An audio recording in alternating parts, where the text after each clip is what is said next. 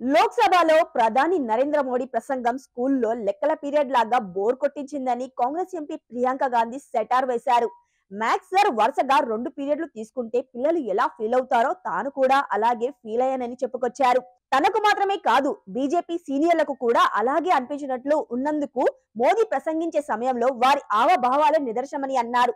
ఓవైపు మోదీ ప్రసంగిస్తుండగా అమిత్ షా తల పట్టుకున్నాడని, నడ్డా చేతులు నలుపుకుంటూ కూర్చున్నాడని, పీయూష్ గోయల్ నిద్రపోయారని ఆరోపించారు. సభలో తొలిసారి ప్రధాని ప్రసంగం వింటుండటంతో ఆయన ఏదైనా కొత్త విషయం చెబుతారని తాను ఆసక్తిగా ఎదురు చూసినట్లు ప్రియాంక గాంధీ చెప్పారు. అయితే దాదాపు 2 గంటల పాటు సాగిన సుదీర్ఘ ప్రసంగంలో మోదీ ఒక్క కొత్త విషయం కానీ, మంచి విషయం కానీ చెప్పలేదని విమర్శించారు.